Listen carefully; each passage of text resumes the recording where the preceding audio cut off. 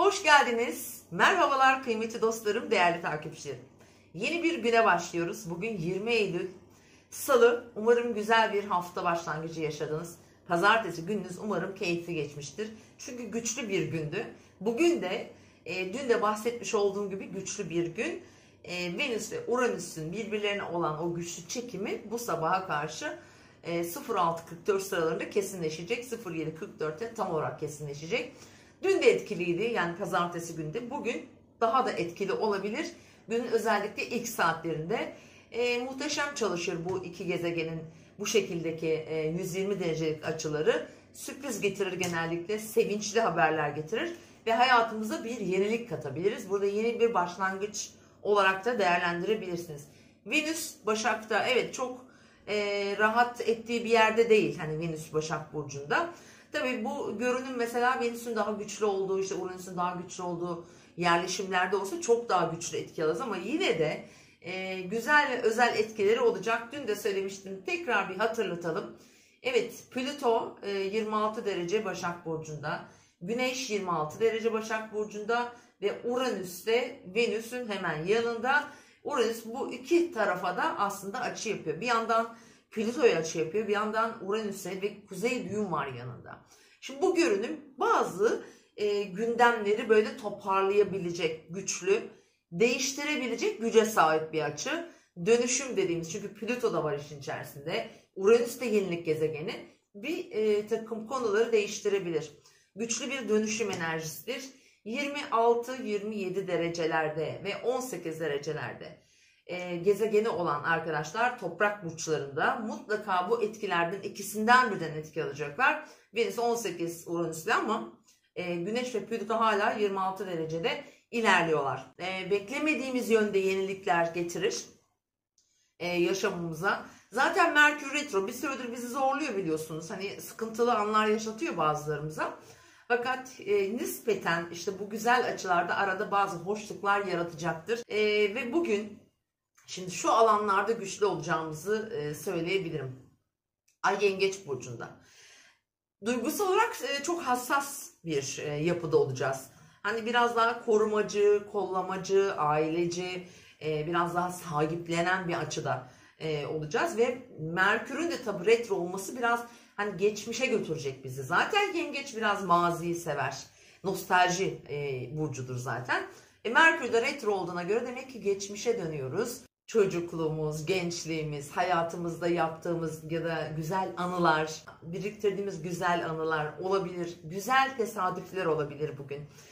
Çok uzun zamandır görmediğiniz bir dost, bir akraba biraz sizi geçmişe götürebilir. Oralardan haberler gelebilir. Bu arada sürpriz haberler dediğim zaten hani bu alandan gelecektir. Aileyi ilgilendiren bir alandan, işte sevdiğiniz insanlardan, kardeşlerinizden, buralardan sürpriz haberler gelecek. Mesela şöyle de olma ihtimali var açıkçası. Mesela aile içerisinde Venüs nerede? Başak'ta bir sağlık sorunu var. Ve biraz hani güzel bir haber bekliyorsunuz. Diyelim böyle bir haber gelecek. Onun yanı sıra mesela geçmişte yarım kalmış bir eğitim, bir girişim, bu olabilir mesela. Kadınlarla, dişi figürlerle ilgili konular daha çok gündemde olacaktır. Mesela bir miras kaldı diyelim ki. Ben bu açıda mirası çok uygun görüyorum. Mesela bir para kazancı, bir gelir, beklenmedik bir yerden gelir olabilir bu. İşte aileden gelir, efendim bir haladan, dayıdan, amcadan, teyzeden olabilir. Kendi çekirdek ailenizin dışında daha kökleri ilgilendiren alanlarda bugün gerçekten çok detaycı da olacağız. Bir şeyleri araştıracağız da. Mesela bazı hukuki süreçlerin üzerine daha çok gidebiliriz bugün. Ve bununla ilgili fırsatlarla da karşılaşabiliriz. 10-24, 11-24 arasında Neptün'ün bir açısı var. Biraz daha böyle melankolik, anlayış, sevgi, şefkat, sadakat, sanat ve biraz da böyle aslında romantizm için de güzel bir saat, zaman dilimi. Sabahın bu ilk saatlerindeki Neptün yani açı. Dolayısıyla biraz daha böyle fiziksel olarak da hani dua etmek için, meditasyon için, bir şeyi istemek, dilemek, talep etmek, niyet etmek için güzel bir zaman. Bu sabah saatleri oldukça iyimser hissedebiliriz. Bugün bir tane daha güzel açımız var. Venüs ve Uranüs'ün açısını saymıyorum. O zaman 06-44-07-44 arasında gerçekleşiyor. Güneş ve Ay'ın da uyumlu bir açısı var. Girişimlerle ilgili konularda başlangıçlar yapmak, özellikle teknolojiyle ilgili konularda başarılı sonuçlar getirebilir. Mesela herhangi bir konuda, mesela bir uygulamayı indirdiniz diyelim ki. Bir banka uygulamasını indirdiniz. İş hayatınızda ilk defa bir yatırım yapacaksınız. Böyle bir planınız var. Ya da mesela ne olabilir? Bir yazı yazmaya niyetlendiniz. Biraz daha medyayla da ilgili, çünkü burası kardeşlerinizle ya da yakından tanıdığınız ve sevdiğiniz insanlarla da bazı anlaşmalar yapmak için sürprizi zaten bugün. İkili ilişkilerimizde çok güçlü duygusal bağlar kurabiliriz. Özel ilişkilerimiz, evlilikle ilgili konular, aileyi ilgilendiren aile bireyleriyle ilgili olabilir. Biraz nostalji gün aslında, tamamıyla nostalji gün aslında. Gündemimize gelen konular da geçmişle ilgili olacaktır. Yani üzerinde düşündüğümüz, konuşmak istediğimiz veya konuşacağımız herhangi bir konuda üstünlük sağlamak, bir zor durumun içerisinden kolaylıkla çıkmak için bugün bilhassa hiç beklemediğimiz yardımlar, destekler görebiliriz arkadaşlar. Hissi bağlarımızın çok güçlü olduğu bir gün, bilhassa sabah saatleri bizim için önem teşkil eden her konu için isterseniz düşünerek, isterseniz düşünce gücünüzü kullanarak ya da direkt temas ederek, işte telefon ederek veya yüz yüze görüşerek bence bunları sağlayabilirsiniz. Duaların kabul olabilmesi, niyetlerin özellikle çok önemli olduğu bir gün. Kabul olma olasılığı yüksek. Allah bilir tabii neyin ne zaman kabul olduğunu, ama bugün gökyüzü orada biraz daha böyle merhametli gözüküyor. Sabah 8:45, 9:46 arkadaşlar. Bu Neptün'ün Ay'la uyumlu olduğu saatlere de hemen hemen yakın bir saat.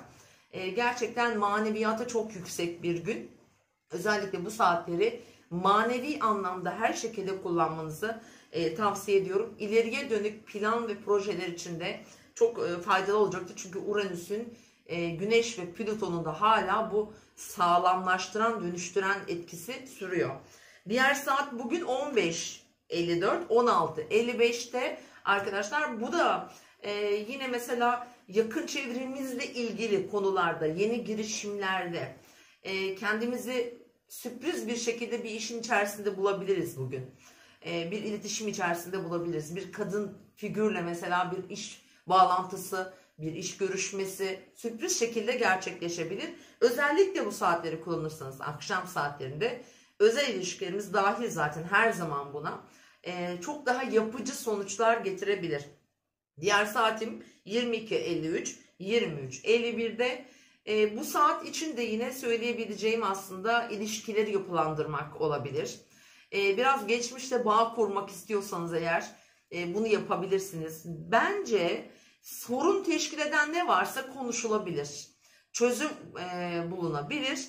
Bunun için zaten evrenin müthiş bir desteği var arkadaşlar bu saatte.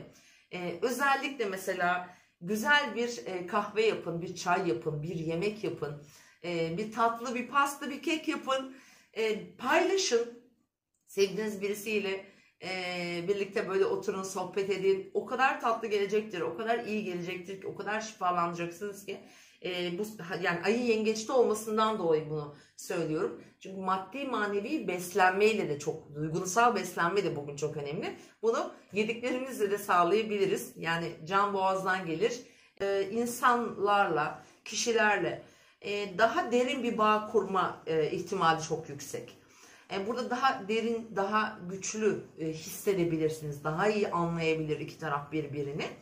Tabii ki bu yine özel diğer resmi mesela kurum veya kuruluşlarla olan işlerimiz için de yine düşünebilirsiniz. Ama bugün toprak grubundaki bu üçgen zaten bize bazı sürprizler getirecek ve bu mesela bir evden olabilir, bir ilişkiyle ilgili olabilir.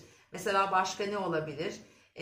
Anne baba ile ilgili konularda olma ihtimali çok yüksek. Onun yanı sıra mesela ne olabilir? Bir devlet dairesinden önemli bir beklediğiniz haberi alabilirsiniz bugün.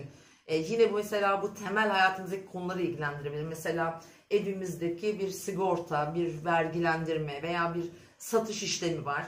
Yine bunlarla da bağlantılı sürpriz haberler getirecektir. Çünkü Merkür Satürn'le de burada ilişkisi güzel. Kıymetli dostlar. Yani sürprizli bir gün. Güzel gelsin inşallah hepimize. Bugün öncü grup burçlar daha çok etki alacaklar bu anlattıklarımdan. Bilhassa yengeç burçları.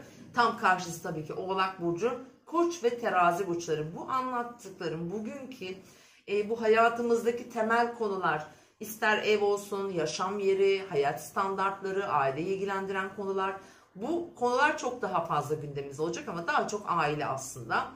İkinci olarak etki alacak burçlar bugün tabii ki Başak burçları, Oğlak burçları ve Boğa burçları için de çok enteresan bir hafta oluyor zaten. Haftalık yorumlarda izlerseniz bu sürprizlerden siz de faydalanıyorsunuz. Bugün güzel gelişmeler, sevindirici gelişmeler, sonuçlanmalar aslında diyelim söz konusu olabilir. Evet, böyle bir gün arkadaşlar. Umarım herkes için güzel, sakin, herkes için keyifli ve güzel gider. Ama önemli olan burada bizim ne istediğimiz, ne düşündüğümüz, en çok neyi düşündüğümüz ve en çok neyi çağırdığımız önemli.